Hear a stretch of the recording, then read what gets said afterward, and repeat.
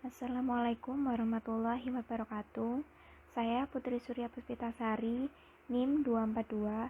Di sini saya akan menjelaskan chapter 2 tentang etika, tanggung jawab hukum, dan penerimaan klien.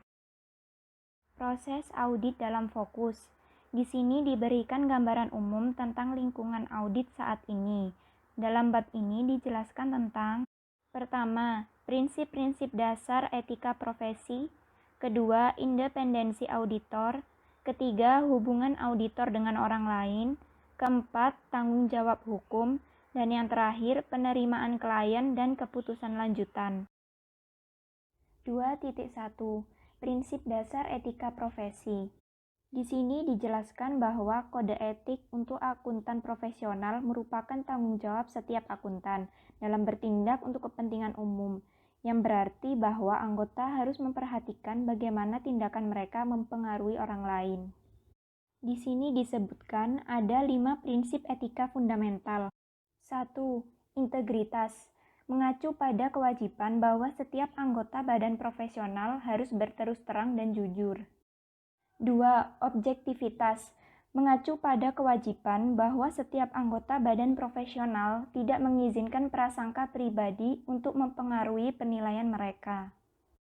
3. Kompetensi profesional dan kehati-hatian. Mengacu pada kewajiban bahwa setiap anggota badan profesional untuk mempertahankan pengetahuan dan keterampilan mereka pada tingkat yang dibutuhkan oleh badan profesional.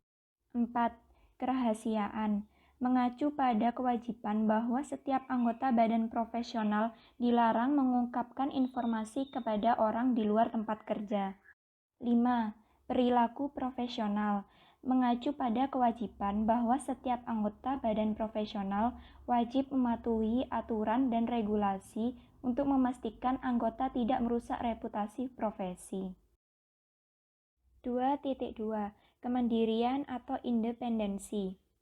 Bisa dilihat yang saya garis bawahi tersebut bahwa independensi adalah fundamental bagi setiap audit yang harus ditaati. Kemandirian dibagi menjadi 2 bentuk. Yang pertama, pikiran, yaitu kemampuan untuk membuat keputusan yang bebas dari bias, keyakinan pribadi, dan tekanan klien. Lalu yang kedua, penampilan, yaitu auditor harus mempertimbangkan tindakan mereka dengan hati-hati dan memastikan tidak ada yang dilakukan untuk mengkompromikan kemandirian mereka, baik pikiran maupun penampilan. 2.2.1 Ancaman terhadap kemandirian. Di sini diidentifikasi ada 5 ancaman utama terhadap independensi auditor. 1.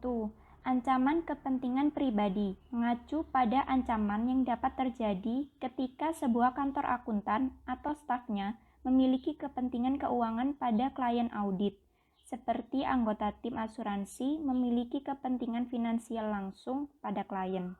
2. Ancaman ulasan diri, mengacu pada ancaman yang dapat terjadi ketika tim jaminan perlu membentuk opini pada pekerjaan mereka sendiri atau pekerjaan yang dilakukan orang lain di perusahaan mereka, seperti perusahaan menerbitkan laporan jaminan tentang efektivitas operasi sistem keuangan. 3.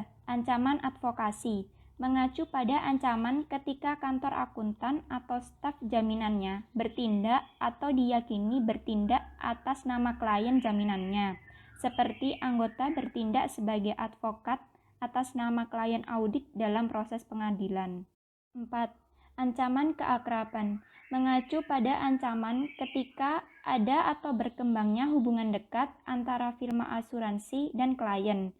Akibatnya, tim asuransi menjadi terlalu peka terhadap kebutuhan klien dan kehilangan objektivitas mereka. 5. Ancaman intimidasi, mengacu pada ancaman ketika anggota tim jaminan merasa terancam oleh staf atau direktur klien. Akibatnya, anggota tim tidak bisa bertindak secara objektif. 2.2.2 Pengamanan kemandirian. Terdapat 3 pengamanan yang dilakukan untuk meminimalkan resiko. Pertama, pengamanan yang dibuat oleh profesi, UU atau peraturan untuk perusahaan yang melakukan audit dan review pelaporan keuangan dan informasi keuangan lainnya. Kedua, pengamanan yang dibuat oleh klien. Klien dapat menerapkan mekanisme yang sesuai yang akan mengurangi ancaman terhadap kemandirian. Terakhir, pengamanan yang dibuat oleh firma akuntansi, yaitu mereka memiliki kebijakan dan prosedur yang ditetapkan secara efektif untuk memastikan kualitas layanan mereka. 2.3 Hubungan auditor dengan orang lain. Di sini ada 4 hubungan yang dimaksud. 1. Auditor dan pemegang saham.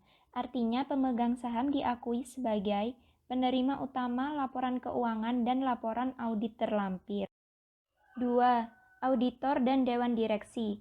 Di sini dewan direksi mewakili pemegang saham dan mengawasi aktivitas perusahaan dan pengelolaannya. 3. Auditor dan komite audit, yaitu komite audit bertindak atas nama seluruh dewan direksi untuk memastikan bahwa laporan keuangan benar dan adil. 4. Auditor dan auditor internal. Auditor eksternal memandang fungsi audit internal sebagai bagian dari perusahaan yang diaudit, sehingga fungsi audit internal tidak pernah bisa sepenuhnya independen dari perusahaan. 2.4 Tanggung jawab hukum. Di sini disebutkan auditor eksternal harus berhati-hati saat melakukan audit, yang berarti bahwa auditor harus rajin dalam menerapkan standar teknis dan profesional, serta mendokumentasikan masing-masing tahap dalam proses audit. Ada 4 bentuk tanggung jawab hukum.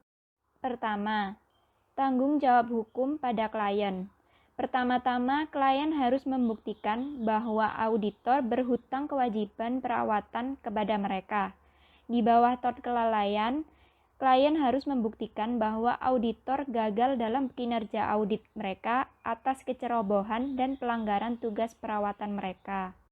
Kedua, kelalaian kontributif.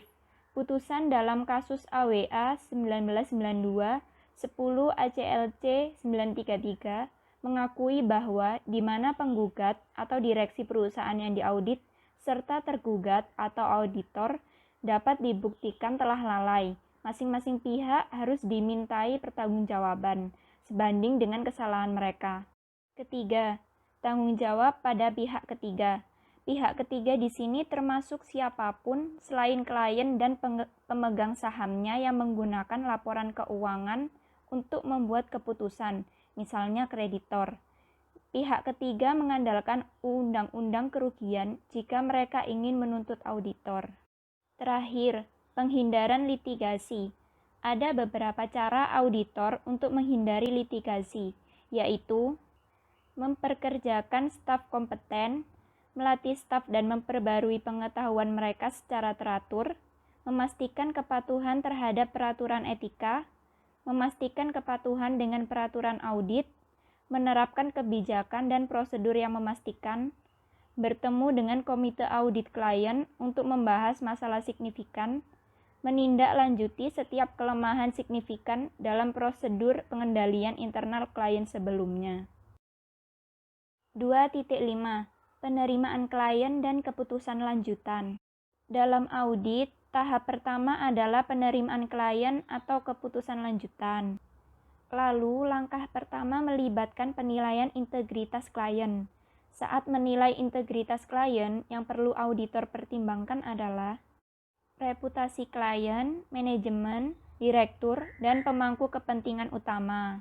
Alasan yang diberikan untuk berpindah firma audit, sikap klien terhadap exposure dan manajemen resiko, sikap klien terhadap penerapan dan pemeliharaan pengendalian internal yang memadai untuk meminimalkan resiko, kesesuaian interpretasi klien tentang aturan akuntansi, kesediaan klien untuk memberi auditor akses penuh ke informasi yang diperlukan untuk membentuk opini mereka.